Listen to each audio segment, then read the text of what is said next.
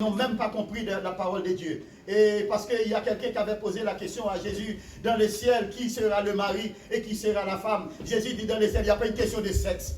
Il n'y a pas une question de sexe. Il s'agit d'hommes et de femmes qui se donnent à Dieu. Nous sommes tous logés à la même enseigne. Il y a un autre pasteur qui dit, oui, mais Paul a dit, femme n'a pas le droit de prêcher.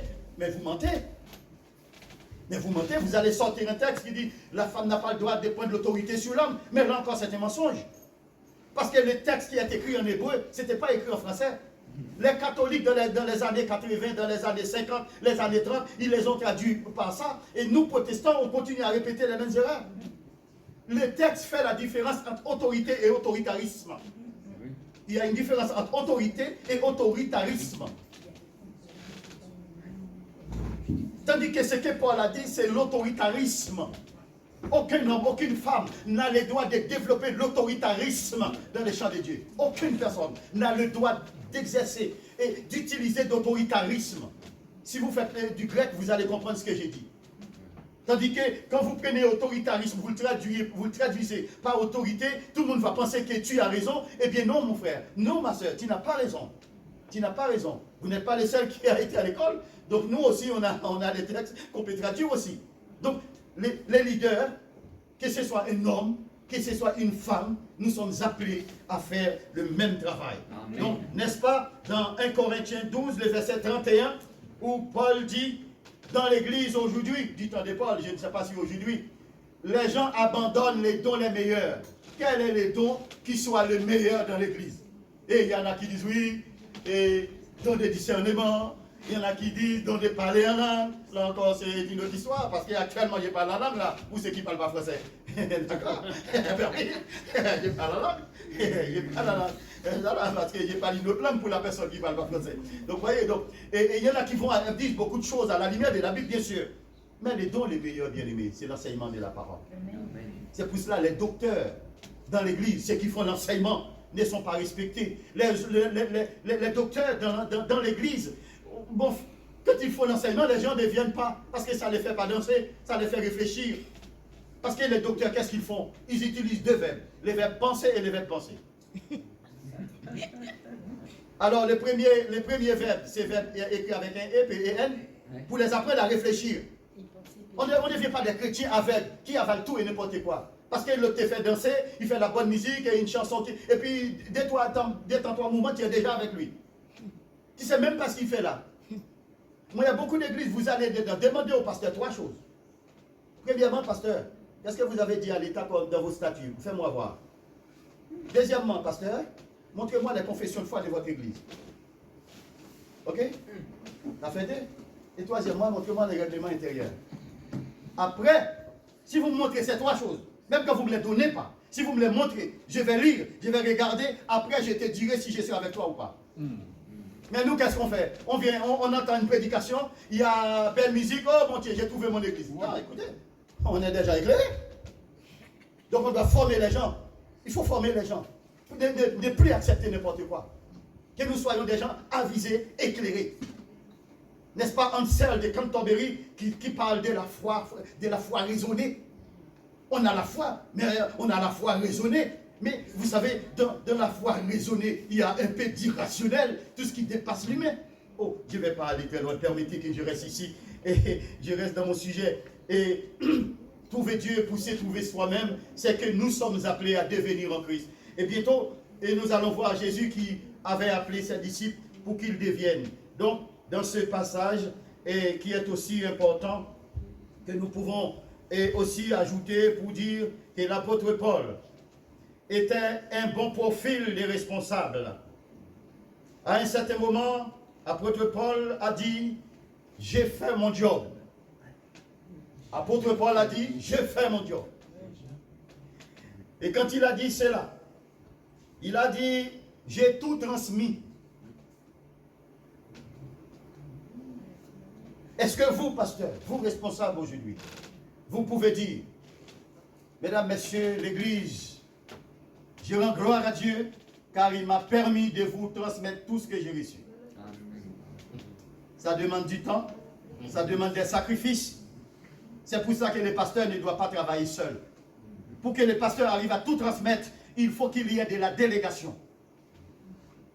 Les pasteurs n'est pas un homme à tout faire. Nous pensons que les pasteurs sont des tout-puissants qui font tout.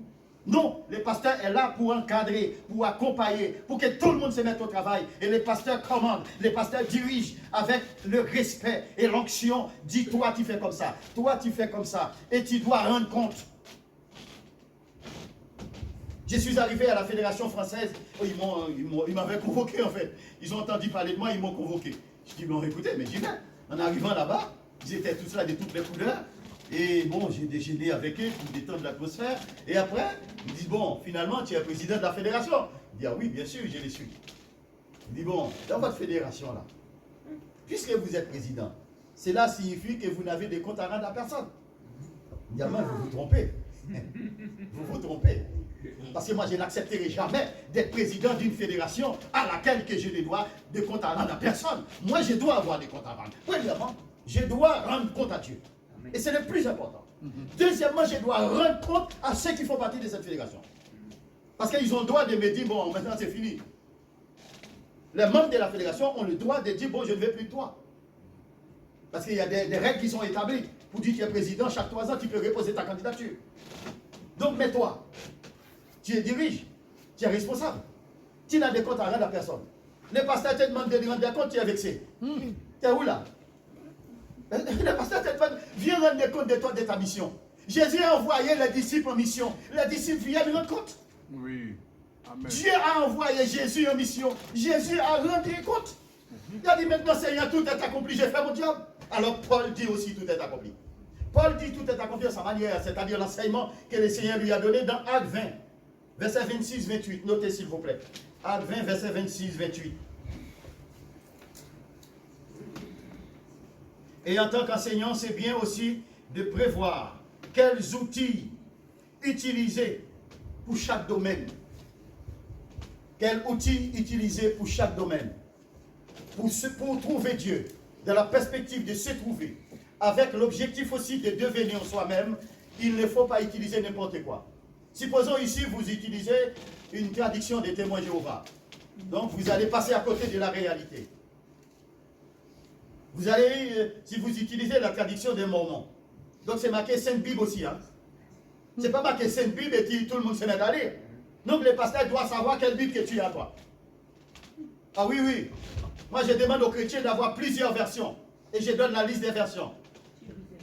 Voilà, la Bible de Jérusalem, la Bible des semeurs, hein, la Bible des Tobes, et la Bible de français courant.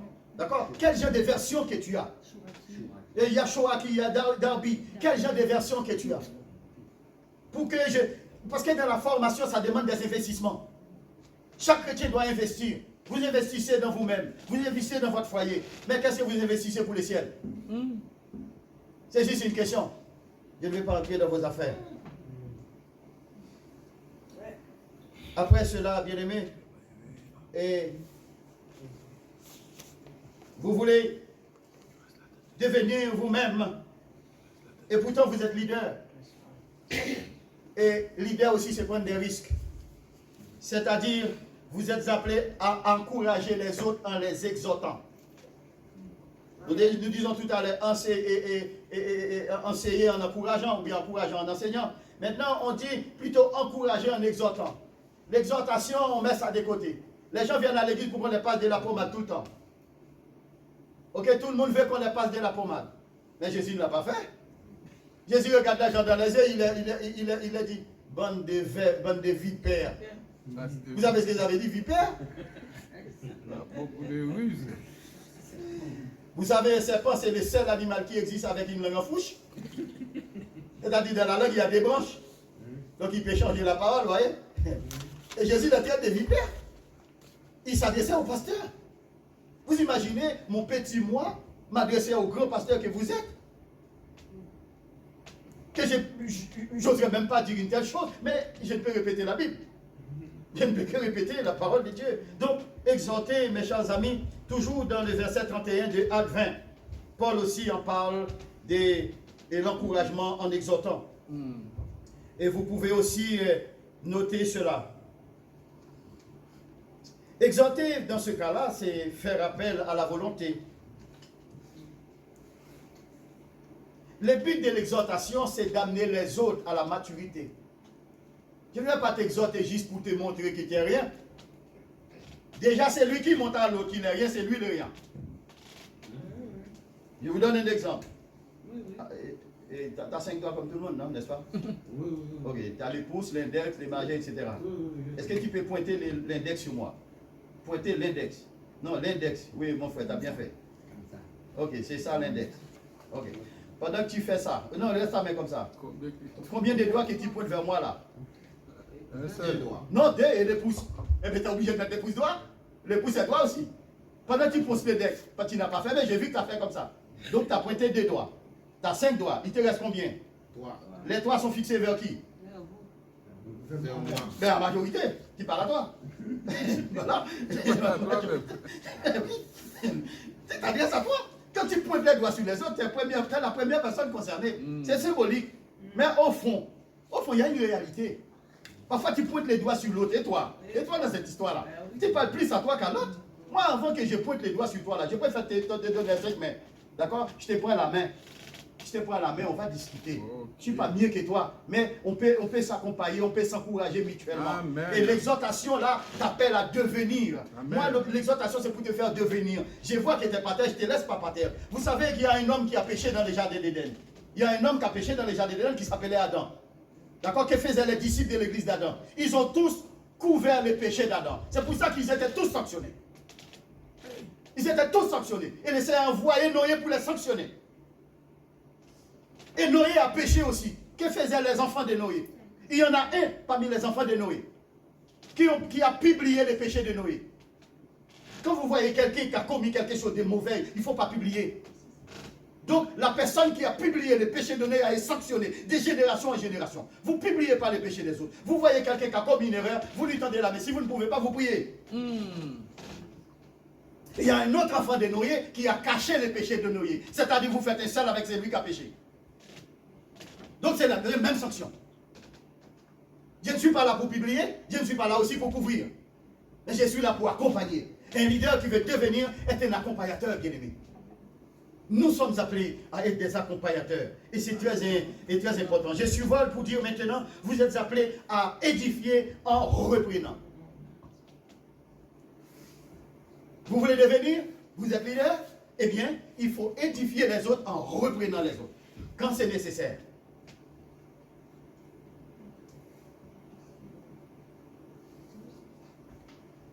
Et quand tu édifies les autres, vous pensez à Jésus, qui édifie.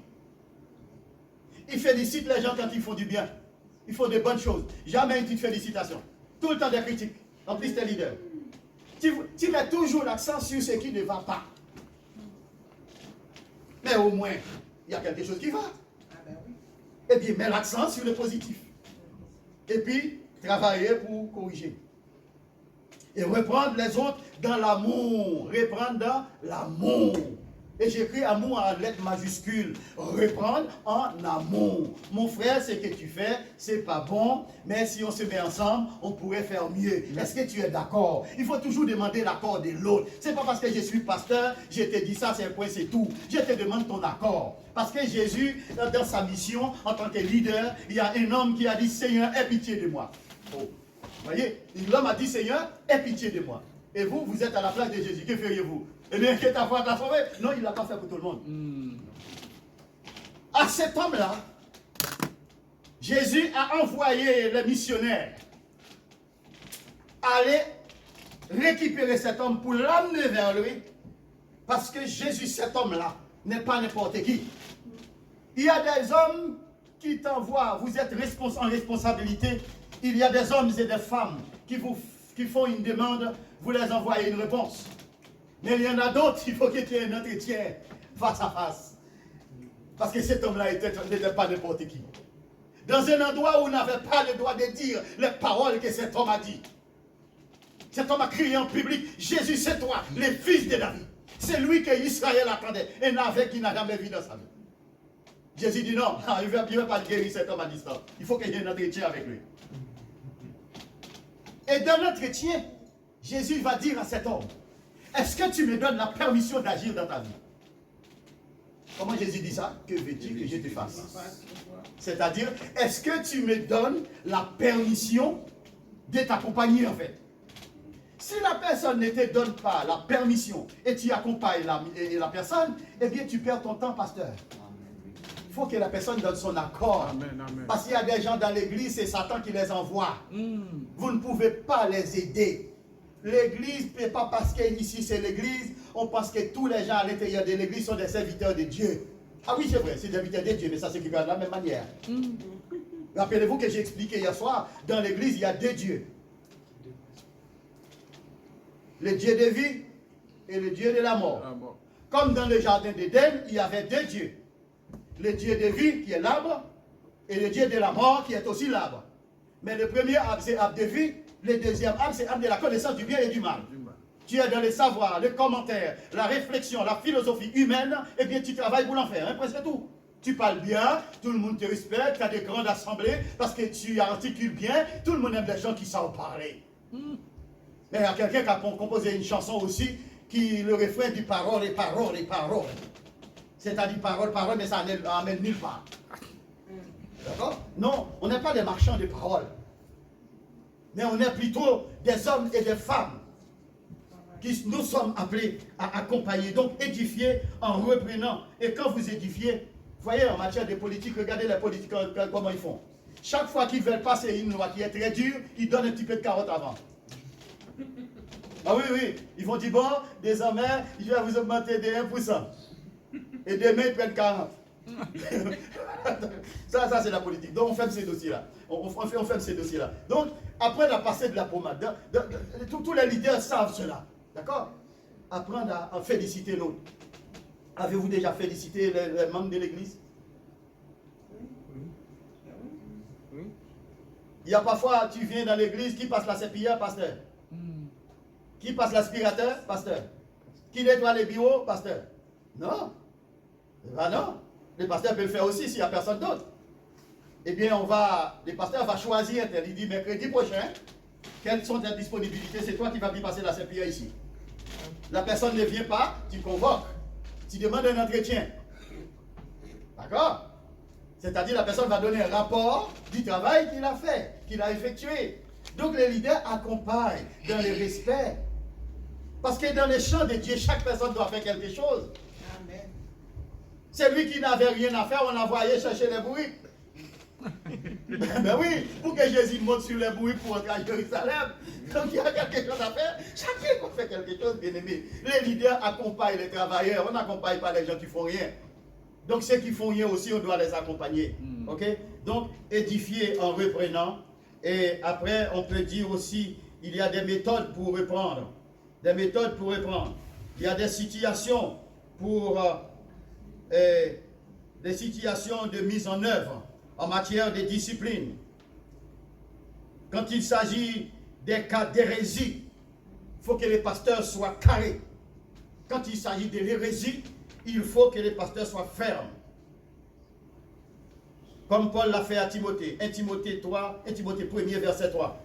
Et aussi dans 1 Timothée 1 verset 20. Vous pouvez aussi écrire 2 Jean chapitre 1er, le verset 9.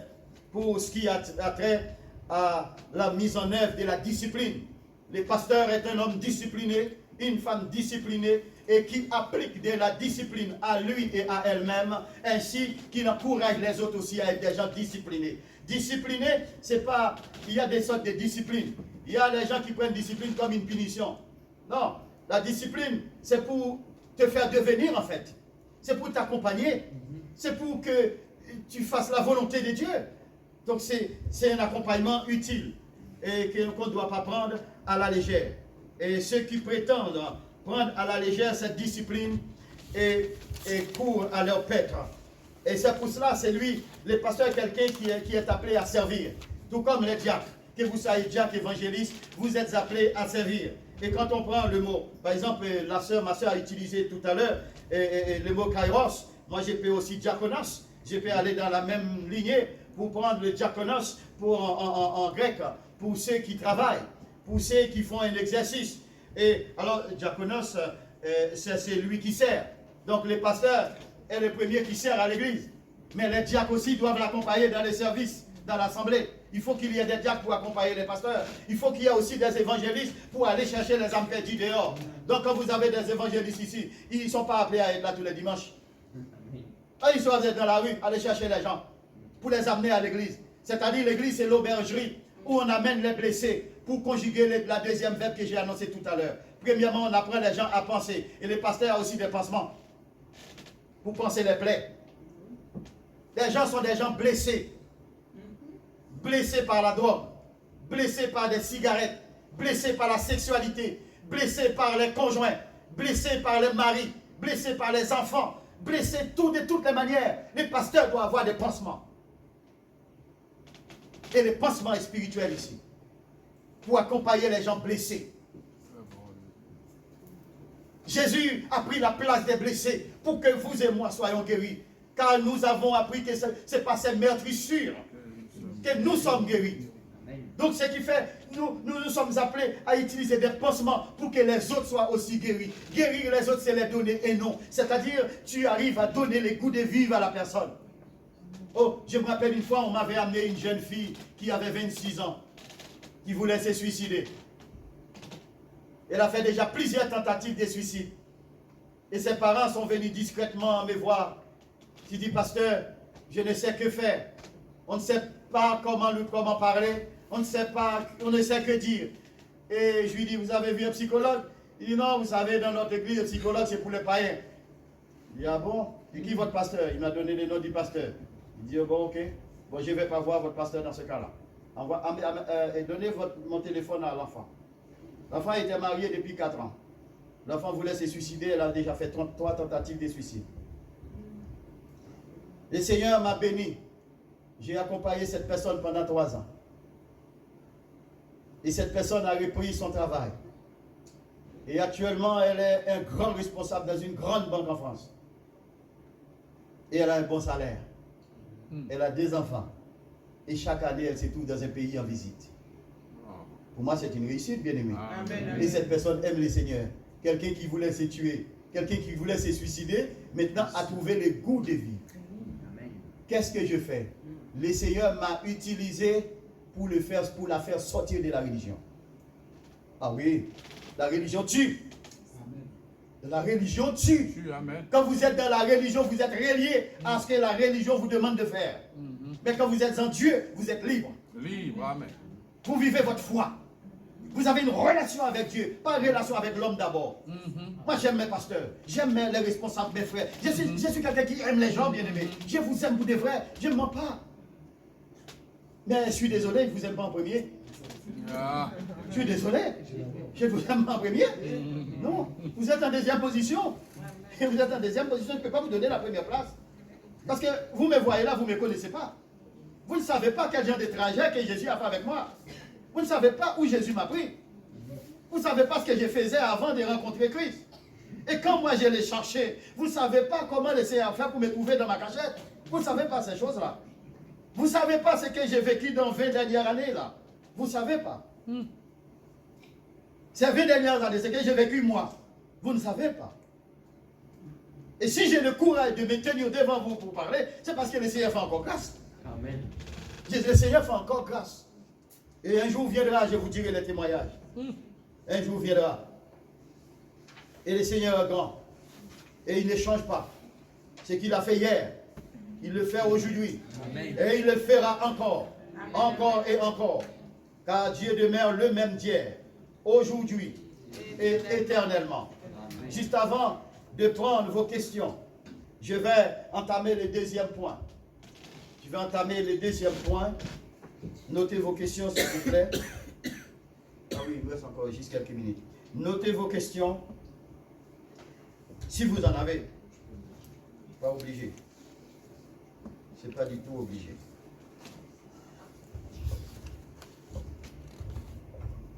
« 1 Thessaloniciens 5, verset 11, s'il vous plaît. Et 2 Corinthiens 5, 18. Je profite de cette occasion pour encourager les responsables, les leaders, de leur rappeler encore une fois que vous ne pouvez pas accompagner tout le monde. Parce que vous n'êtes pas des tout-puissants. Quand vous voulez accompagner quelqu'un, il faut que vous soyez vous-même protégés. Avant d'accompagner quelqu'un, vous devez vous demander quelle protection que j'ai moi avant d'accompagner cette personne. Il faut se poser la bonne question. Est-ce que j'ai la protection? Ça veut dire quoi? Je suis marié, j'ai 4 enfants, et maintenant je vais accompagner une femme seule. Dieu sait, moi qui vous parle, au nom de Jésus, il ne s'y passera rien. Mais je suis un leader. Je ne suis pas protégé. Je dois me protéger. Donc je me fais accompagner. La protection. Ça peut être aussi d'autres sujets, vous voyez.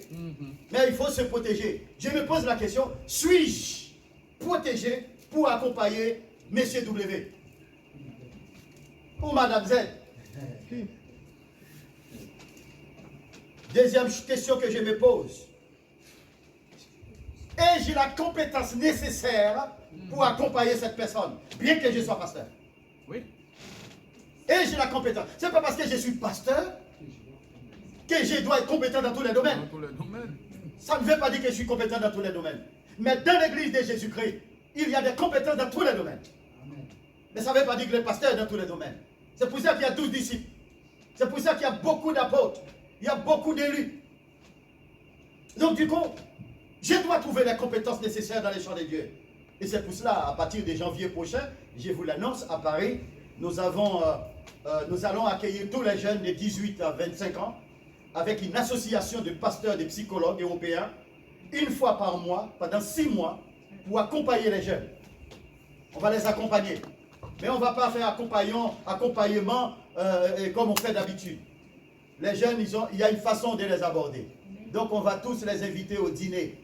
On a déjà prévu un traiteur qui va faire goûter, entrée, plat, dessert. Et pendant qu'on est à table, on va apprendre à vivre, à donner l'importance à la vie.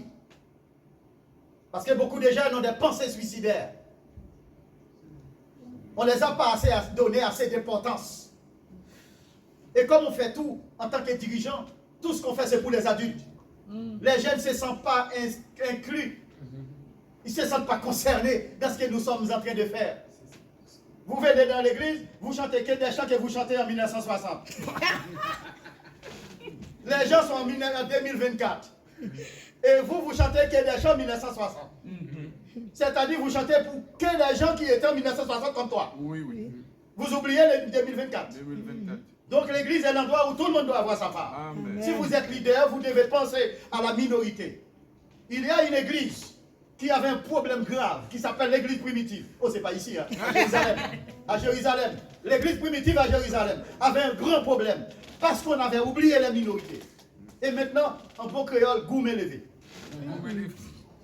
Ils se sont battus. Ils se sont battus, parce que la minorité était oubliée. Et le Seigneur, lorsque les apôtres se mettaient à prier, le Seigneur a dit, et bien convoquez les étrangers. Ah ben oui, il n'y a que des juifs ici. Il faut que les étrangers soient aussi chefs. Dans l'église, il ne peut pas avoir que, s'il n'y a que des juifs ici, c'est que les juifs qui dirigent. Et pourtant, il y a tous les pagano-chrétiens qui sont là. Il faut qu'il y ait des pagano-chrétiens. Pagano-chrétiens, c'est des chrétiens devenus païens. Amen. Il faut qu'il y ait des dirigeants aussi. Et quand ils ont prié, ils pensaient qu'ils allaient avoir des juifs comme eux. Le Seigneur a fait que les 6 diacres qui ont été choisis étaient 6 étrangers. Voilà, la minorité est représentée et maintenant on ne se battait plus. Donc un leader est quelqu'un qui met en valeur toutes les couches de l'église. Dans les conseils, il y a beaucoup de jeunes, et bien un jeune qui participe à certaines réunions. Réunion conseil, c'est réunion conseil. Les jeunes n'est pas conseil, mais il y a certaines réunions que les responsables des jeunes doivent assister. Parce qu'on ne doit pas attendre qu'ils deviennent présidents pour assister à une réunion de conseil. Il faut qu'ils commencent à s'entraîner, voir comment ça se passe. Mais comme dans la plupart des réunions, vous passez tout le temps à chamailler, à raconter tout et n'importe quoi, les jeunes n'ont pas le temps d'attendre tout et n'importe quoi. Donc il faut que ce soit carré. Donc, premièrement, vous vous posez la question, est-ce que j'ai la protection? Deuxièmement, est-ce que je suis compétent? Troisièmement, est-ce que j'ai la permission nécessaire pour aider cette personne? Parce que cette personne est mariée. C'est une femme qui est venue vers toi. Elle est mariée. elle est venue vers toi. Si un monsieur qui est marié, il est venu vers toi. Et maintenant, tu veux aider la personne. Eh bien non. Est-ce que tu as la permission de sa femme? C'est ça.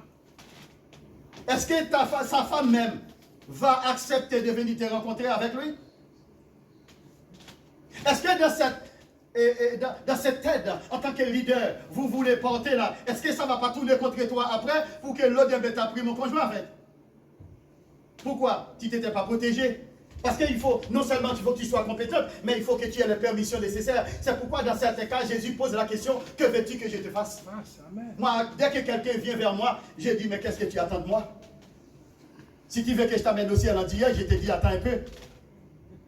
Oui, attends un peu, le maître viendra bientôt pour faire cela. Parce que moi, je suis limité. Donc, est-ce que je suis compétent? Est-ce que j'ai les permissions nécessaires? Et puis, quatrième chose, c'est vrai, j'ai la permission, j'ai la protection, je suis compétent. Ça, c'est vrai. Mais maintenant, est-ce que j'ai le plaisir en t'aidant? Est-ce que je te fais par plaisir ou par obligation? Si c'est obligation, je suis perdu. Laisse tomber. Il faut que j'éprouve du plaisir à sauver des âmes. Il faut que j'éprouve du plaisir à accompagner des personnes en difficulté. Il faut que j'éprouve du plaisir, bien que je sois compétent. Mais il faut que j'éprouve du plaisir. Et la dernière question qu'il faut poser, vous voyez, jusqu'à présent, on n'a pas encore prié avec la personne. Toutes les démarches qu'on a fait là, on n'a pas encore prié avec la personne. On s'est déjà posé 4 questions, mais on n'a pas encore prié avec la personne. Maintenant, on va utiliser la thérapie parce que les conditions sont réunies. La thérapie s'appelle thérapie spirituelle, qui est la prière. Là, on va commencer à prier. Voyez-vous, bien-aimés, et deviens ce que tu es. Deviens quelqu'un qui connaît ses limites. Deviens ce que tu es, deviens quelqu'un qui connaît ses limites en matière de protection, en matière de puissance, en matière de permission, en matière de plaisir et en matière de prière. Ça fait 5 P.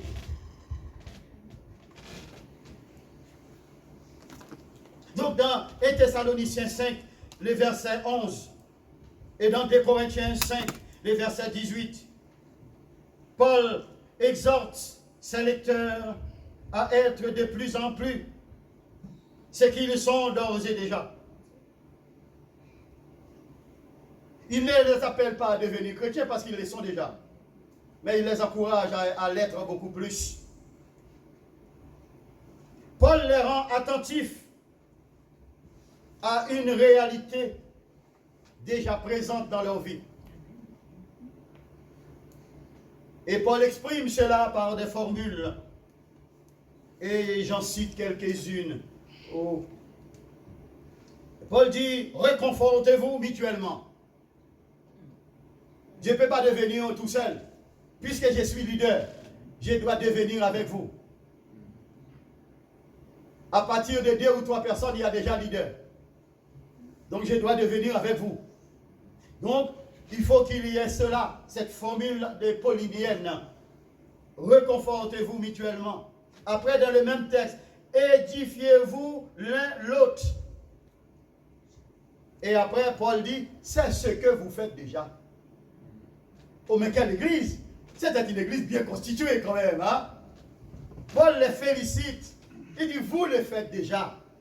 Mais je vous le dis pour que vous le fassiez encore plus. Toujours dans le même texte. Ce que tu es, sois-le pleinement. Amen. Tu es chrétien, eh bien sois encore plus chrétien. Ce n'est pas toujours évident, mes chers amis. Ce que tu fais, fais-le encore plus. Persiste, dit l'apôtre Paul. Poursuis. Continue sur le chemin où tu t'es engagé. Et n'oubliez pas que le Seigneur a confié à chaque homme, chaque femme qui l'appelle, un ministère. Ah oui, bon là je suis un peu, pardon pasteur. Hein? Ah oui. Et Dieu a confié à chaque chrétien un ministère. Amen. Je vais vous donner un exemple. Ce n'est pas un test, hein? Mais je sais que vous ne savez pas.